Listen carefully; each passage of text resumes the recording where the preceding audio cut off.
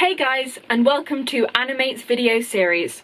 We're on week 4, and this week we're going to be joined by our lead practitioner Fynn, who's going to be talking us all through the idea of improvisation.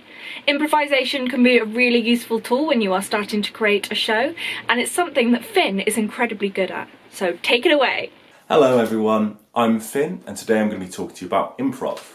I've written up a clear little idea of everything I'm going to talk to you about. I've got written every single word that I'm going to say, like the ones I'm saying right now. I'm just going to quickly rip that up, because improv isn't about learning lines. It isn't about having a clear idea of exactly what you're going to say. It's about thinking in the moment and creating as we go.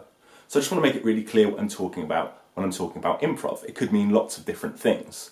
For example, when we've got a script, it could be if one character, Chris, forgot to pick up the milk, and someone else on stage would then suddenly go, Chris, I feel like you wanted something later, didn't you, for your cereal?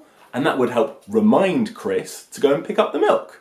But the improv I'm talking about today is more going to be about where there is no script, and we're entirely creating the world and the characters as we go along. Ruby talked about in week one, about storytelling, and that's what improv really can be. It's about creating a story at the same time as we're telling it. The audience and the performers are going on the same journey of discovering this world.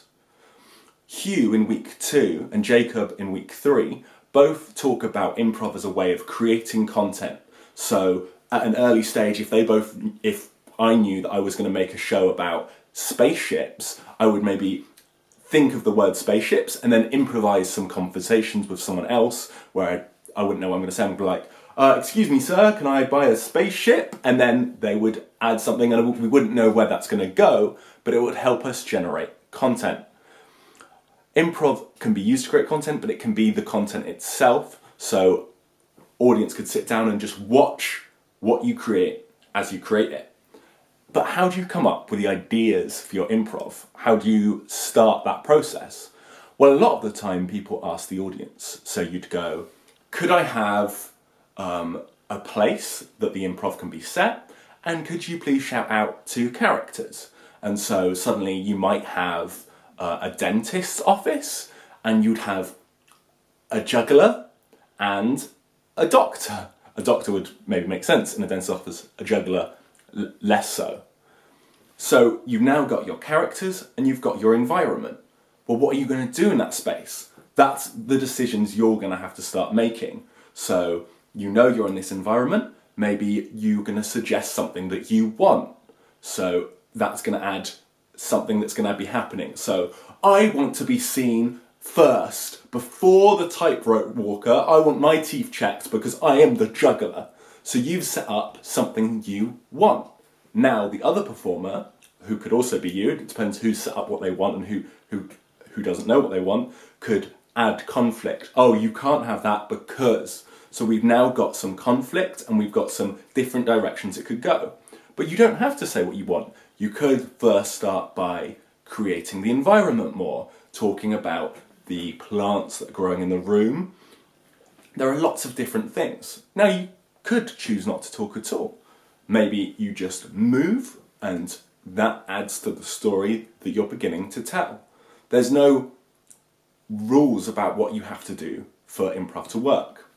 Now, there's other ways of doing improv, and that could be like implementing some rules that kind of make it more game-like. So, for example, we could say that we're still in a dentist's office. However, every line that we have to say has to start with the next letter of the alphabet. So, character 1 could start with, always, I'm the last person to be seen at the dentist's office. Because you're always the rudest, can't you see I'm really nice and polite? And you could have dialogue flowing from that rule that's helping you know where you're going to go next. So I thought it'd be fun if we finished off by doing a little improv, just me and you.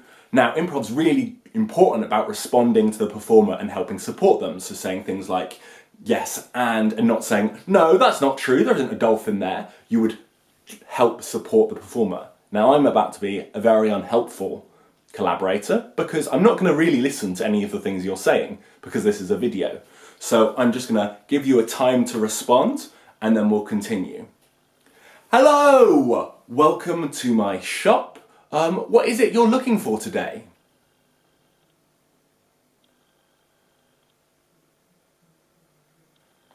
Actually, before I help you with that, I've just noticed what you've got there. You can't bring that into my shop. Can you like give me one reason why I should let you in my shop with that?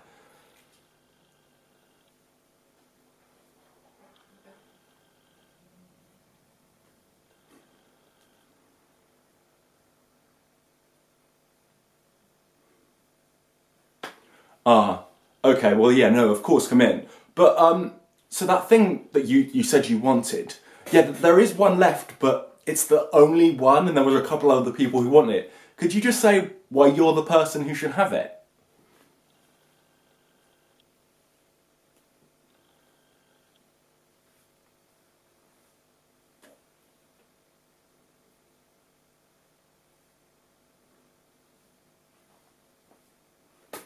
And that's that. You just did an improv.